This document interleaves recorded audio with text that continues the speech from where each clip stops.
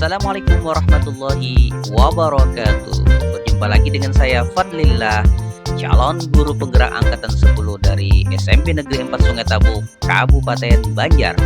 Modul 1.4 Aksi Nyata Budaya Positif.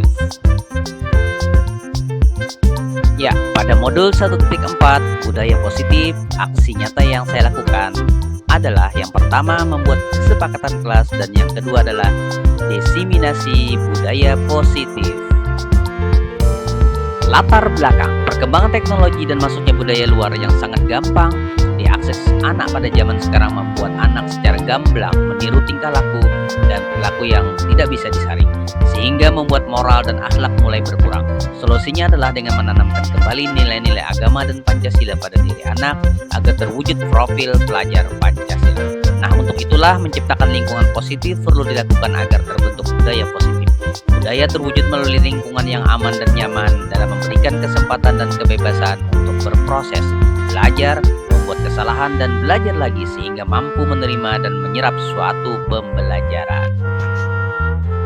Adapun tujuan dari aksi nyata inilah satu, membentuk keyakinan kelas, yang kedua menumbuhkan motivasi internal melalui penerapan disiplin positif, kemudian menumbuhkan nilai-nilai kebajikan dan mengambil posisi kontrol sebagai manajer dan melaksanakan segitiga restitusi dalam menyelesaikan masalah. Tolak ukur, yaitu terbentuknya keyakinan kelas, kemudian tumbuhnya motivasi internal pada diri murid, kemudian tumbuhnya nilai-nilai kebajikan pada diri murid, kemudian guru mampu menerapkan posisi manajer dan menerapkan segitiga restitusi dalam memecahkan masalah. Kemudian yang terakhir, murid memiliki karakter yang kuat, terutama karakter profil pelajar Pancasila. Lini masa tindakan yang akan dilakukan. Yang pertama, sosialisasi kepada warga sekolah meliputi kepala sekolah, rekan guru, tenaga kependidikan, murid, dan orang tua, dan berkolaborasi dengan murid dalam pembentukan keyakinan kelas. Kemudian menyepakati keyakinan kelas, kemudian menerapkan merefleksikan dan mengevaluasi keyakinan dan segitiga restitusi secara berkelanjutan dan konsisten. Dukungan yang dibutuhkan, yaitu kerjasama kepala sekolah, pendidik, dan tenaga kependidikan untuk bersama-sama berupaya konsisten menerapkan budaya positif. Kemudian juga bekerja sama dengan wali murid untuk dapat menerapkan budaya positif di lingkungan rumah. Adapun berkenaan alat atau bahan yaitu kertas, double tape, LCD, spidol, kamera, dan tripod. Dokumentasi aksi nyata. Yang pertama adalah keyakinan kelas dan yang kedua nanti adalah diseminasi budaya positif. Selamat menyaksikan.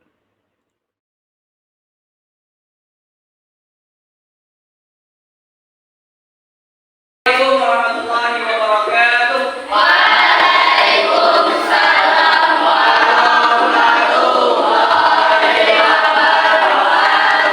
Kabar semuanya?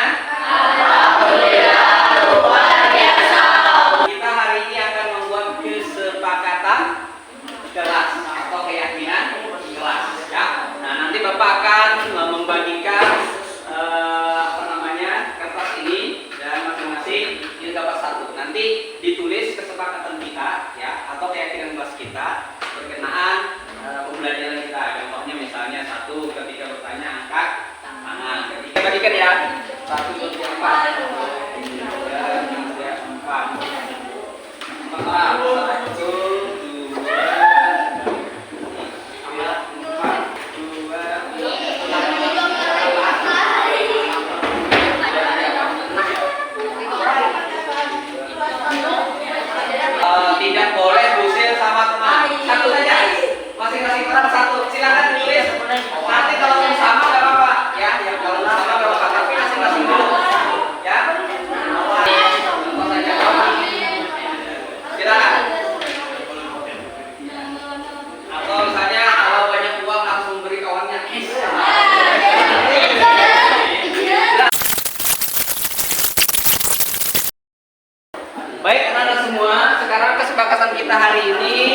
Di pembelajaran kita pendidikan agama Islam, yang pertama adalah satu, berdoa sebelum belajar. Yang kedua, menghormati dan menghargai sesama.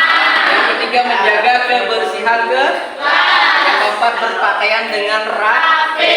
Kemudian izin masuk dan keluar itu dengan sopan. Dan yang terakhir, mengangkat tangan saat Oke, ini kesepakatan kita ya yang akan atau keyakinan kelas kita yang akan kita terapkan dalam pembelajaran pendidikan agama Islam. Baik, sampai di sini Bapak ucapkan terima kasih. Assalamualaikum warahmatullahi wabarakatuh. Warahmatullahi wabarakatuh. Alhamdulillahirrahmanirrahim. Assalatu wassalamu ala asyrofil anbiya wal mursalin sayyidina wa maulana Muhammadin wa ala alihi washabbihi ajmain, amma ba'du. Yang terhormat Ibu Kepala SMP Negeri 4 Sungai Tabuk, yang terhormat Bapak Fadilah SAG yang selaku narasumber kita pada hari ini, kemudian Bapak Ibu guru yang berbahagia.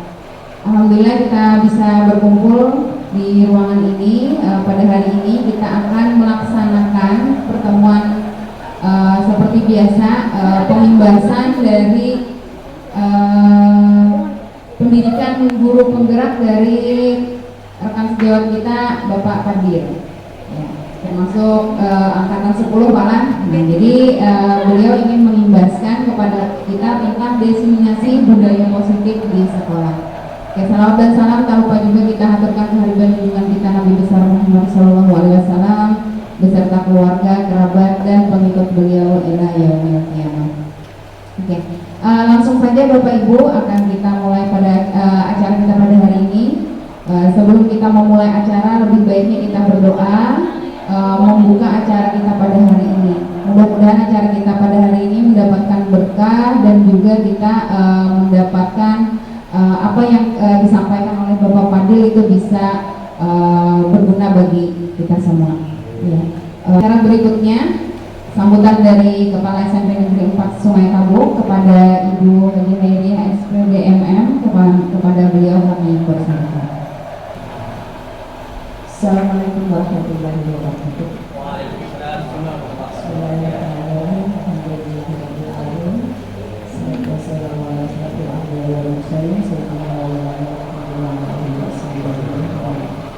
Yang kami hormati Bapak Wakil Kepala SMP Negeri 4 Sungai Tabuk, yang kami hormati Bapak Yususah dan Bapak Fadilah, calon guru penggerak angkatan 10. Kemudian yang kami hormati Bapak Ibu staf pengajar SMP Negeri 4 Sungai Tabuk hingga akhir acara. Bapak Ibu yang saya hormati, alhamdulillah pada hari ini kita diberikan kesehatan lahir dan batin, sehingga pada hari ini kita bisa mengikuti acara diseminasi budaya positif di sekolah oleh Pak Fadilah SAG, calon guru penggerak angkatan ke-10. Seperti dikatakan oleh pembawa acara tadi bahwa diseminasi itu adalah penimbasan atau penularan.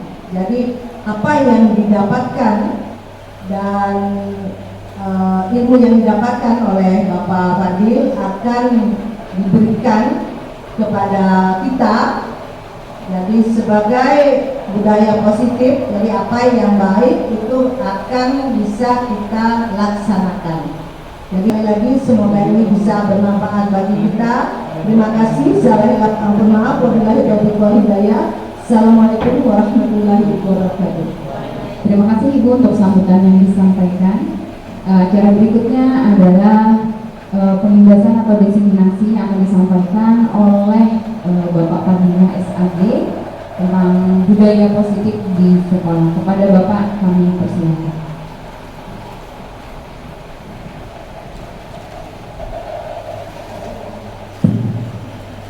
Ya, bismillahirrahmanirrahim. Assalamualaikum warahmatullahi wabarakatuh. Alhamdulillahirabbil alamin.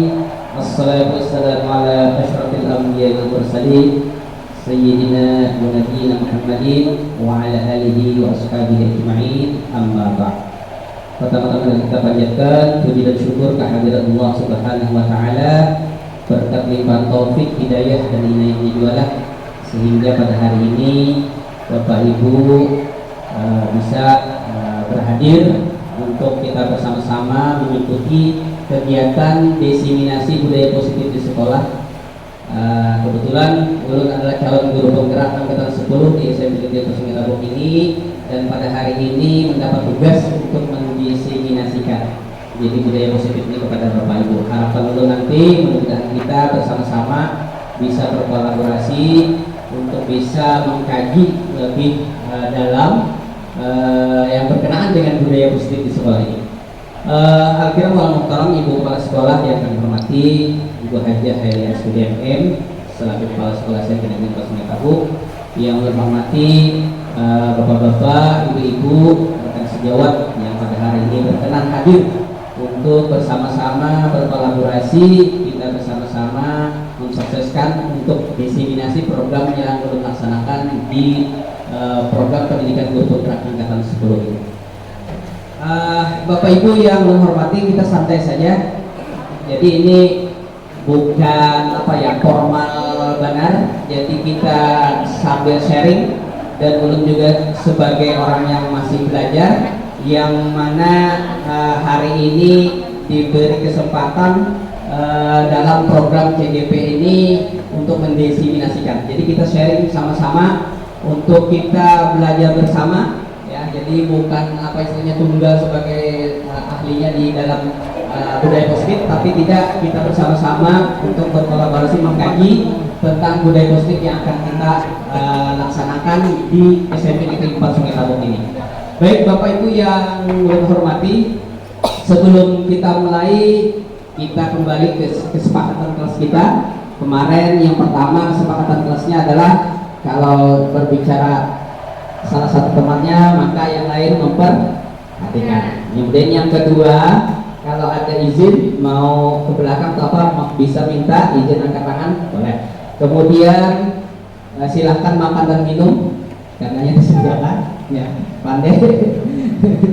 Ya silahkan dibagikan aja makan minumnya. Cuma kalau makan besar nanti mungkin ya. Kalau untuk nasinya nanti bisa snack-snacknya bisa diganti. Jadi sambil santai aja. Anggap aja kita ke pantai negetek aja, ya. Jadi pada negetek sambil jongkok sambil bakayun, ya, sambil berlarut, ya, supaya kita santai aja. Kemudian apa lagi kesepakatannya? Jika nanti ada tugas, mohon dikerjakan. Oke, sepakat ya Bapak Ibu ya? Oke, nah baik. Kemarin kita dimulai ice breaking, sekarang ice breaking lagi ya Bapak Ibu. Nah, mohon kerjasamanya. Ice breakingnya kalau kemarin itu tentang apa Bapak Ibu? Tebak-tebak. Ya betul, ada tulang kemarin, tapi nama buah ya. Ternyata itu apa kemarin jawabannya apa? Durinya. Sekarang mungkin agak ini berpikirnya lebih kita naikkan hops, ya. High on the thinking, ya. Oke. Coba. Tapi bisa saja ini juga mudah bagi Bapak Ibu. Karya Bapak Ibu. Nah ini tetap berhadiah. Apa hadiahnya kemarin Bapak Ibu? Iya, hadiahnya kulkas 2 pintu. Nah, ini yang ibu baru gabung nih, selamat bergabung Ibu siapa? Ibu Nurul ya. Nah, ya mudah-mudahan di sini nanti oke, gambar 1 dulu. Ya, bisa kita berkolaborasi di sini nanti ya. Tapi benar-benar. Baik. Ya, ini harus angkat tangan. Siapa tadi? Jambu. Ayo. Betul. Apa? Ibu Maya, silakan jawab Ibu Maya. Jambu. Ini jambunya. Saya tutup jawaban Ibu Maya. Jambu manis.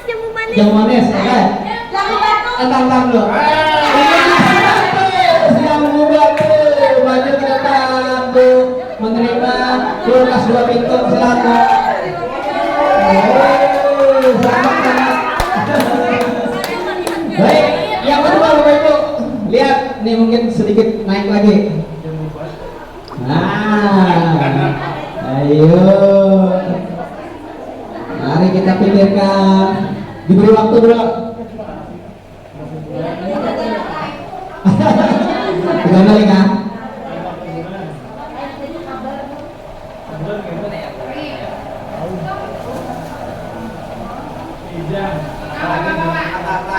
Oke.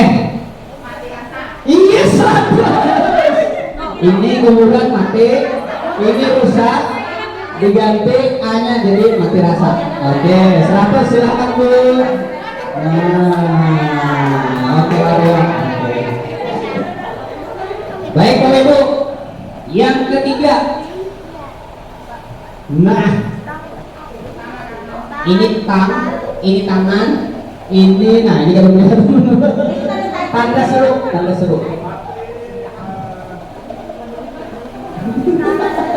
Kasih waktu dulu agak panjang nih pikirannya, perlu berpikir. Saya ulangi, ini gambar tangan tanda seru. Oh, tantangan seru. Apa? Tantangan seru. Iya, 100. Tantangan seru. Sini. Iya, maju sini. Oke, tepuk tangan buat Bapak Ibu yang hebat. Oke. Baik Bapak Ibu, nanti di akhir kegiatan itu ada evaluasi ya. Di evaluasi nanti ada Google Form yang Bapak Ibu, ada 5 pertanyaan.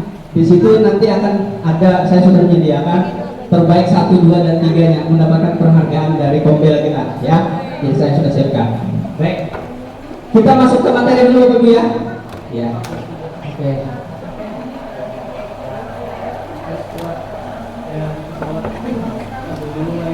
Nah.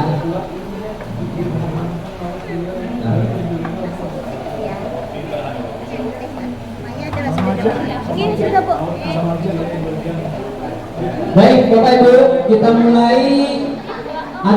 Sebenarnya ini ada lumayan banyak ini ya, itemnya ada 6. Pertama disiplin positif dan nilai kebajikan universal, kemudian nanti teori positif, hukum dan penghargaan, restitusi. Yang ketiga hukuman dan penghargaan dan restitusi, kemudian keempat keyakinan kelas, kelima kebutuhan dasar manusia dan dunia berkualitas, lalu keenam restitusi atau 5 posisi kontrol. Nah Bapak Ibu, kemarin kita sudah ada ya, guru penggerak kita sudah, alhamdulillah. Bu Nini, tepuk tangan buat Bu Nini dulu yang sudah kemarin juga memberikan diseminasinya. Nah hari ini saya sebagai CGP memberikan materi, mungkin agak sedikit pengulangan dikit, tetapi mungkin juga ada penambahan sedikit ya. Nanti bisa Bapak Ibu simak.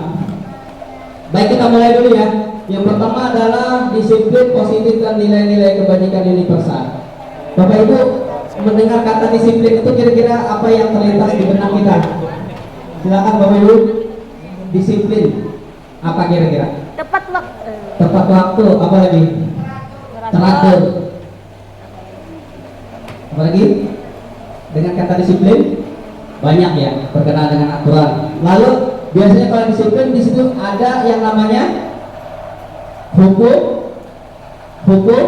hukuman ya. Itu teori SR ya, stimulus respon. Nanti akan kita kaji lebih lanjut. Lalu bagaimana seorang bisa berubah dari paradigma stimulus respon kepada pendekatan teori kontrol. Nah ini nanti akan kita kaji lebih lanjut. Ini ada pernyataannya, bila kita ingin membuat kemajuan perlahan sedikit-sedikit, ubahlah sikap atau perilaku Anda. Namun bila kita ingin memperbaiki cara-cara utama kita, maka kita perlu merubah kerangka acuan kita. Ubahlah bagaimana Anda melihat dunia, bagaimana Anda berpikir tentang manusia. Ubahlah paradigma Anda, skema pemahaman dan penjelasan aspek-aspek tertentu tentang realitas. Nah Bapak Ibu, disiplin positif nilai-nilai kebajikan universal. Kalau berbicara tentang disiplin, itu otomatis ada peraturan dan ada namanya hukuman. Nah Bapak Ibu setuju nggak hukuman itu diterapkan? Setuju? Setuju. Kenapa? Untuk mendisiplin ya. Nah nanti hari ini kita akan berbicara mengupas lebih lanjut bagaimana disiplin yang bagus, atau bagaimana cara menegakkan suatu peraturan atau disiplin itu, baik nanti berkenaan dengan internnya dalam dirinya, kemudian ekstern yang ada di luarnya. Nah nanti akan kita kaji lebih dalam. Di sini ada stimulus respon dan teori kontrol. Yang stimulus respon itu masih kategori model lama, yang nanti akan kita ubah ke teori kontrol. Jadi realitas kebutuhan kita sama, kemudian teori kontrol itu realitas kebutuhan kita berbeda. Kemudian semua orang melihat hal yang sama, tapi di teori kontrol setiap orang memiliki gambaran berbeda dan seterusnya. Bapak Ibu bisa lihat ya, saya percepat saja ya Bapak Ibu. Oke. Dalam rangka menciptakan lingkungan positif, salah satu strategi yang perlu kita tinjau dan kembali adalah penerapan disiplin di sekolah kita. Apakah telah efektif? Apakah masih perlu ditinjau kembali? Apa sesungguhnya arti dari disiplin itu sendiri? Apa kaitannya dengan nilai-nilai kebajikan? Mari kita bahas makna disiplin dan nilai-nilai kebajikan yang universal dengan mengaitkan beberapa pembelajaran awal di modul 1.2 tentang perubahan paradigma teori stimulus respon ke teori kontrol serta teori 3 motivasi perilaku manusia. Nah, jadi Bapak Ibu, kita mungkin merefleksi kembali. Kita kan punya peraturan-peraturan, lalu kita menegakkan disiplin itu, ya kan? Nah, apakah itu masih berkaitan dengan nilai-nilai kebajikan? Masih ya? Nah, Bapak Ibu, apa itu nilai-nilai kebajikan universal? Saling menghormati. Apalagi? Saling menghargai. P5 masuk gak unit? Iya, di P5. Di P5 itu adalah salah satu contoh dari kebajikan universal. Artinya dia berlaku, kebajikan universal itu sesuatu hal yang bagus yang berlaku untuk semua tanpa memandang agama, budaya, dan seterusnya. Artinya netral, tapi orang mengatakan bahwa itu bagus, maka itulah kebajikan yang universal. Sebagai pendidik, tujuan kita adalah menciptakan anak-anak yang memiliki disiplin sehingga mereka bisa berperilaku dengan mengacu pada nilai-nilai kebajikan universal dan memiliki motivasi intrinsik bukan ekstrinsik.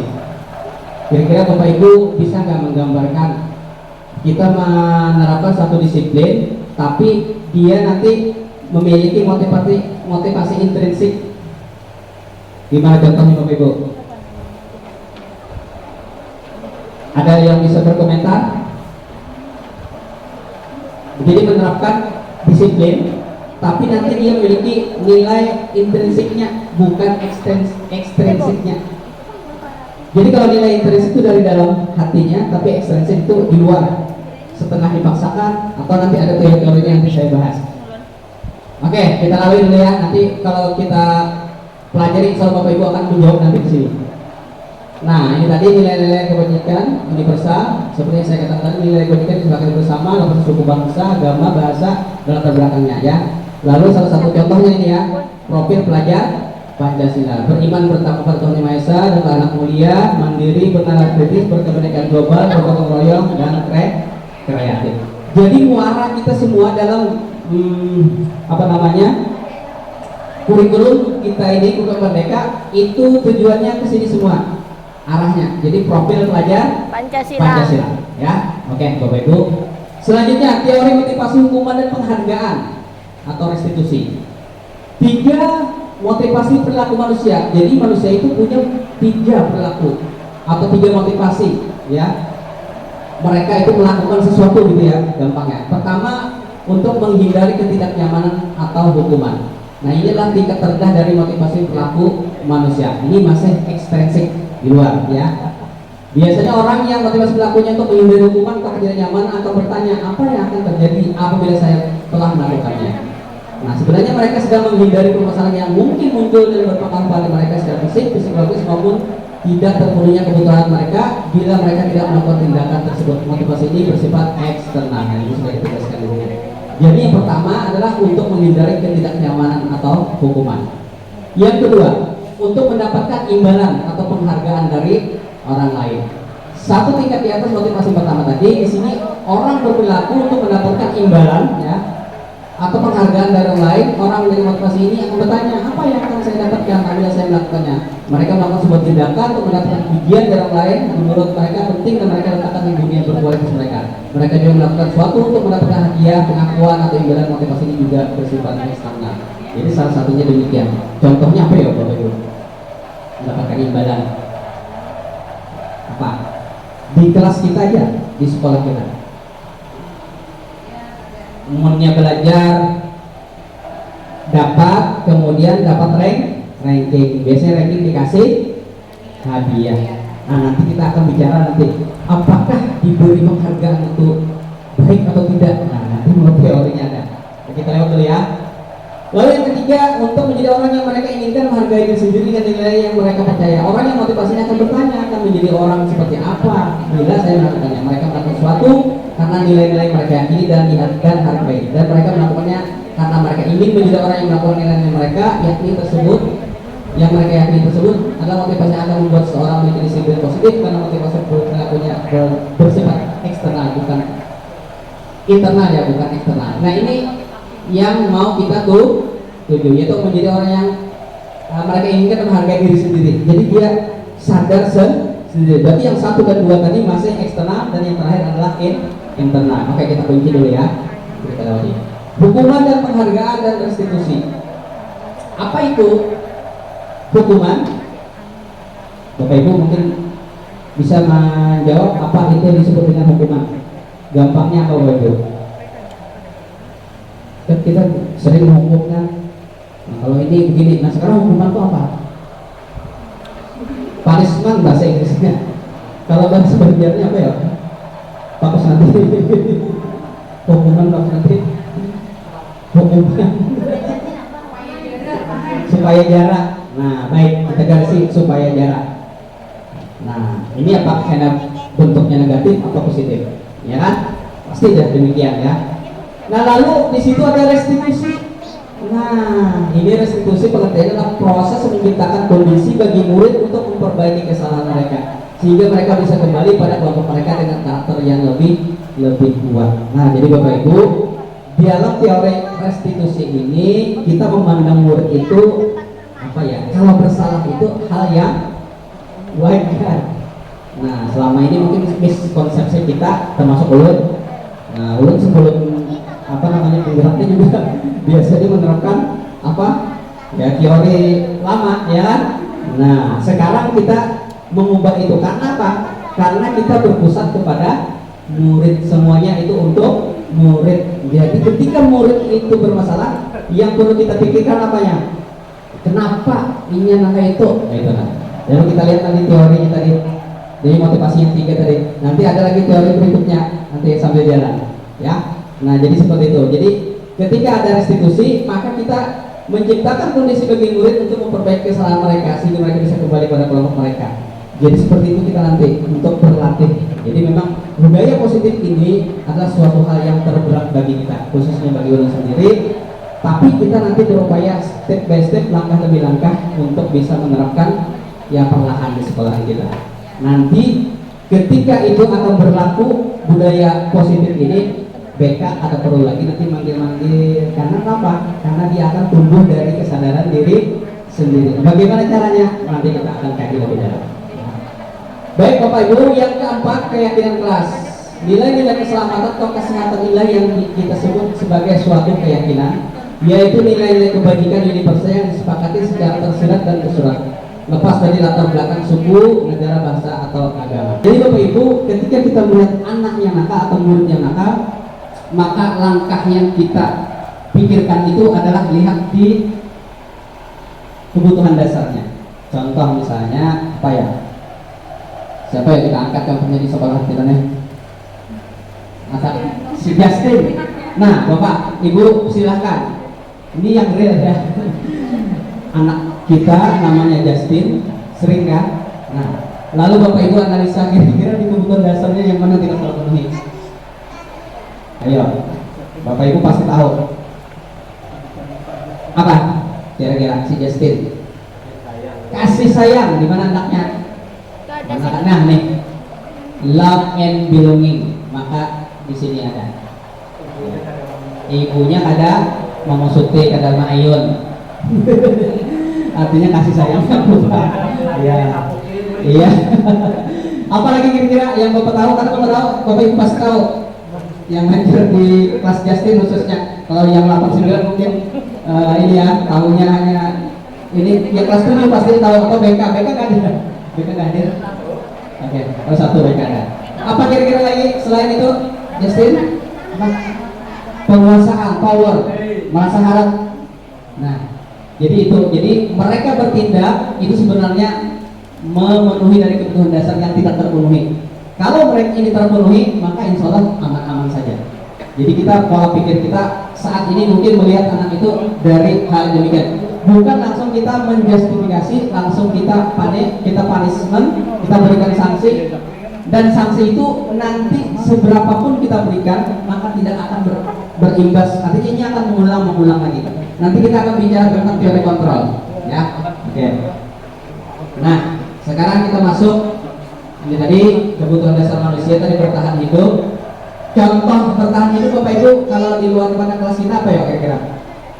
Contohnya bertahan hidup dia melanggar dari bertahan hidup.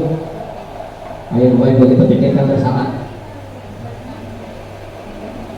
Ayo di luar kelas, di luar sekolah boleh? Apa kira-kira?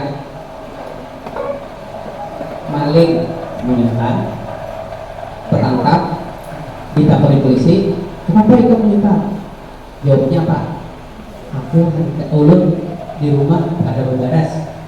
Berarti dia masuk di kebutuhan ini bertahan hidup.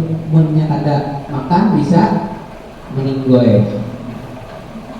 Tapi kadang ya disalah gunakan ya ketika ditangkap kok padahal ini ya Allah di apa namanya di polisi padahal memang gak boleh dia itu ya lah Bapak Ibu. Nah polisi juga harus tahu nah mana juga kalau ada kalau benar-benar maka juga nanti penanganannya harus melihat sisi kemanusiaan juga kan. Nah jadi mungkin di apa namanya dicarikan bagaimana dia nanti supaya bisa bertahan hidup mencari gawian itu nah itu lagi. Kalau yang ada di gunung itu maka dia kembali lagi kan. Kenapa? Karena dia tidak terpenuhi kebutuhan dasar manusia. Tapi dia sugih, minta dia tetap bilang motivasinya dia apa kira-kira? Kalahin jiwa apa masuknya? Iya, kleptomania 100. Udah pernah ketemu Bapak Ibu dulu waktu kuliah kurang belinya bungas benar. Tapi ketika setiap kali kegiatan kami ada aja yang bilang duit lah, polpet lah semuanya. Oh sekalinya kleptomania. Masuk artis orangnya. Tapi itu adalah kelainan jiwa, bukan dia kebutuhan dasarnya bertahan hidup. Gimana menyembuhkannya?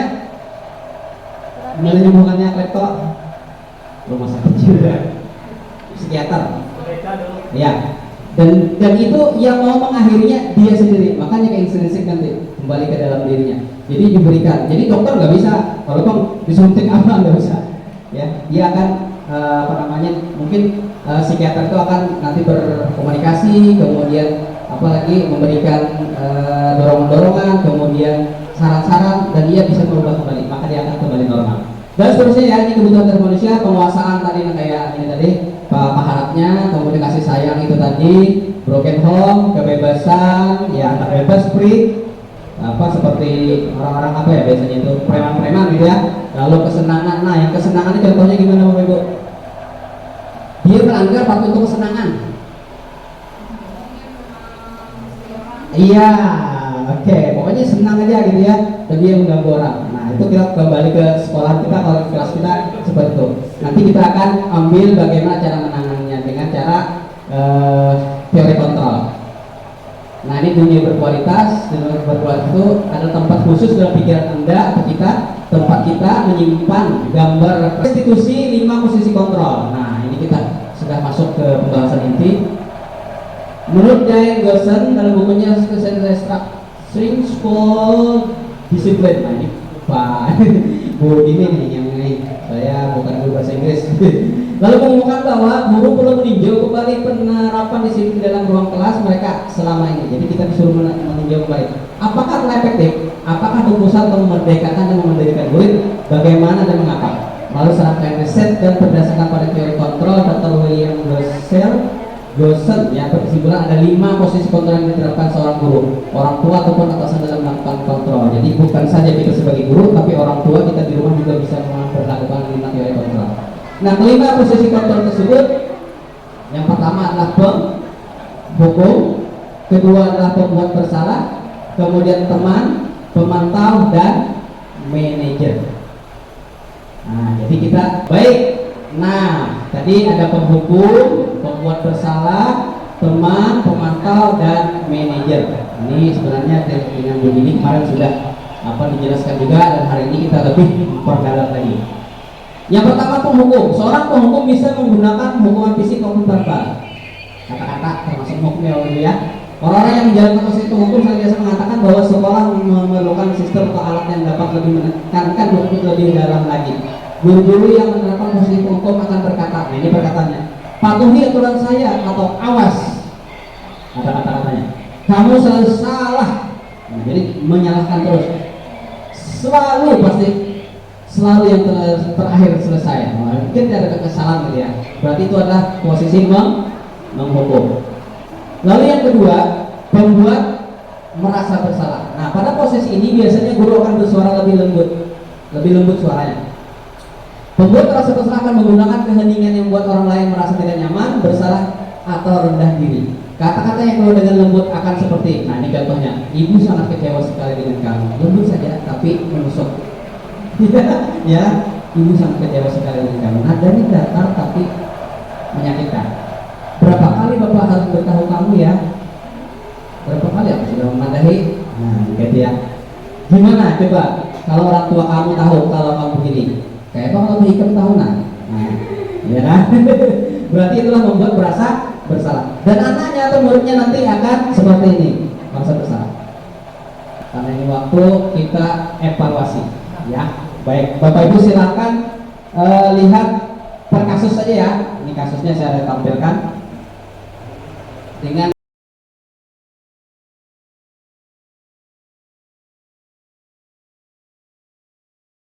kasus pertama, silakan.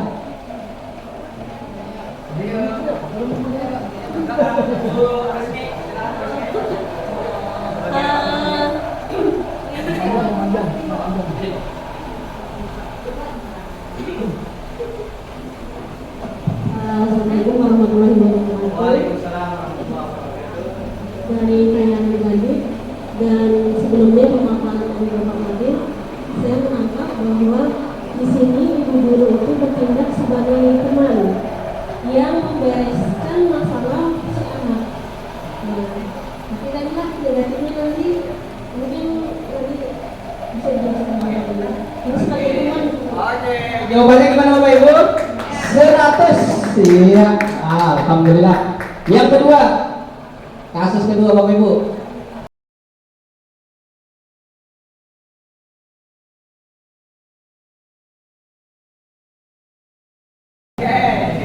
Kasus dua, silakan. Ayo, sebagai apa?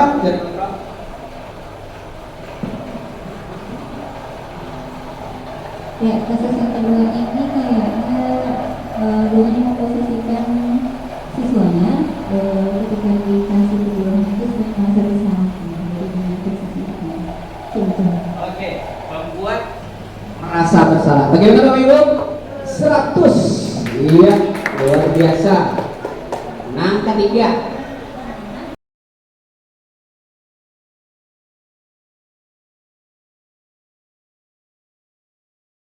Kasus 3 ya.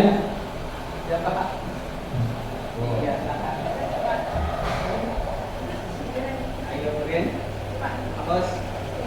Jelas banget Pak tadi. Bagian apa Bos? Kemungkinan ini karena disuruh naik pinang ini lapangan hukuman. Iya, oke. Baik. Setuju ya Bapak Ibu ya? Sekali itu ada hukumannya lah keliling, tidak ada kaitannya dengan kesalahannya, langsung dia lari saja. Kalau olahraga nanti dia konsekuensi nanti. Selanjutnya silakan.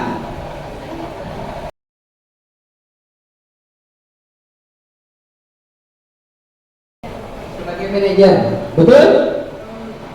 Oke. Ya, jadi posisi di sini adalah posisi kontrolnya adalah sebagai pemantau, Pak.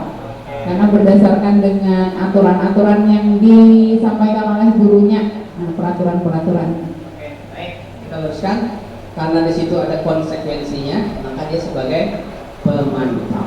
Oke, tepuk tangan. Ya, oke, ini satu terakhir. Jelas tadi yang terakhir bilang.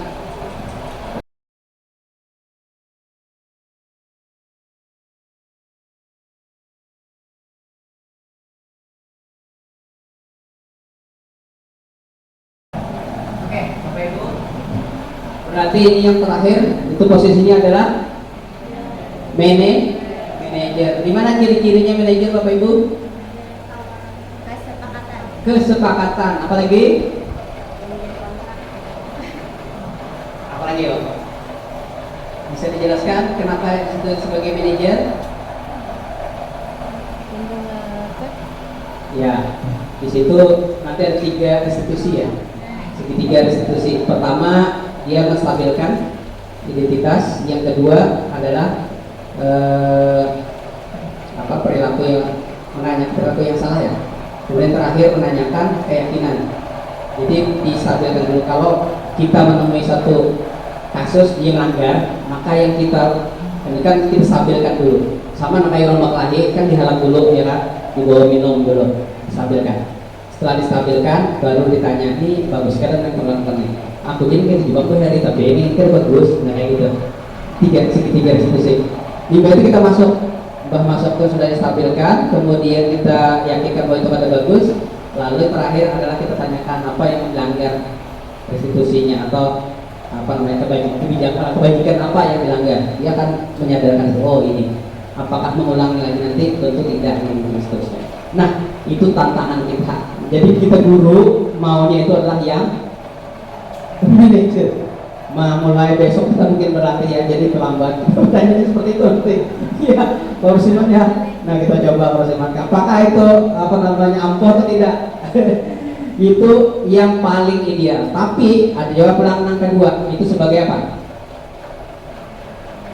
Sebagai manajer pemantau. Manajer sebagai pemantau ya. Ya, pengawas atau pemantau. Ya, manajer yang pertama, pemantau yang kedua. Cuma pemantau itu masih tidak internal, dia masih eksternal, dia perlu dorongan luar. Tapi kalau yang terakhir yang manajer itu dia sangat menyadar sendiri, ya. Jadi bukan itu. Baik, sekarang kita evaluasi. Ulun akan chat di WA grup kita. Di situ ada 5 pertanyaan, ABC saja. Ketika habis menjawab ada skornya, lihat skor bisa. Iya. Oke, sementara bertahan Pak Rusiman. Masih ada tidak ditunggu kan? Masih ada? Seperti yang belum masuk. Nah ini, 100 Anissa. Ada lagi?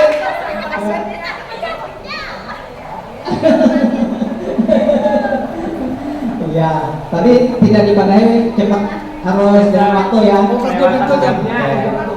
Iya.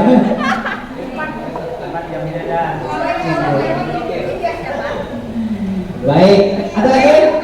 Habis? Kalau tidak berarti silakan maju ke depan. Ibu Anissa Mayasari, Pak Rusiman, kemudian siapa lagi ya? Yang 60 berarti kita hitung yang cepat. Ini ada 80 kan? Oke, kita hitung 80. Nova ya? Oke. Baik, silakan nomor terakhir juara 3. Satunya Ibu Anissa, juara 2-nya adalah Pak Rusiman, 3-nya anak Sidin. Silakan maju ke depan.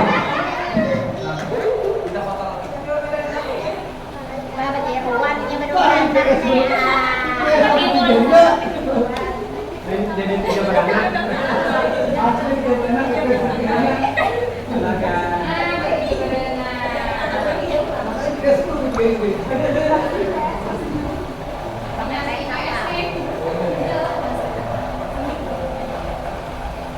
Dua pembinaannya nanti ya.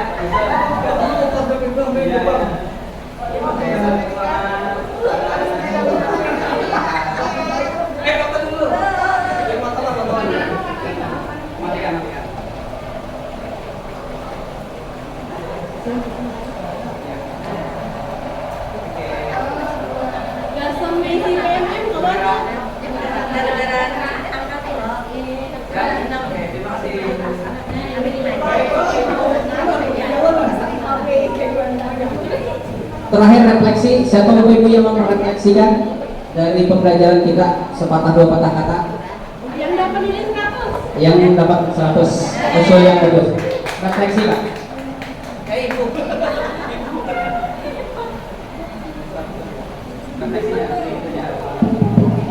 Ya, mungkin untuk hari ini saya akan merefleksikan apa yang sudah Bapak Fadil jelaskan tadi tentang budaya positif di sekolah. Pentingnya peran guru dalam melaksanakan budaya positif di sekolah ini, bagaimana cara mengontrol serta mengatur siswa dan juga hukuman-hukuman yang diperbolehkan dan tidak diperbolehkan untuk diterapkan. Mungkin sekian, terima kasih. Ya, Saya senang sekali.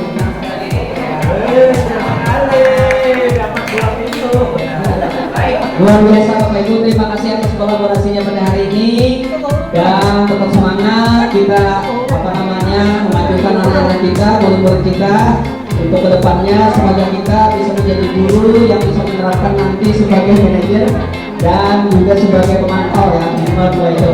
Dan mudah-mudahan siswa kita nanti akan lebih bagus lagi menghasilkan budaya positif sekolah kita tanpa kita ada unsur ekstensinya, jadi dari dalam dari intrinsik yang akan timbul. Itu saja yang dapat Bapak sampaikan. Yang saya sampaikan terima kasih untuk kepala sekolah dan juga rekan-rekan semua atas partisipasinya, atas kolaborasinya, dan menutup dengan bacaan hamdalah alhamdulillahirobbilalamin. Wassalamualaikum warahmatullahi wabarakatuh.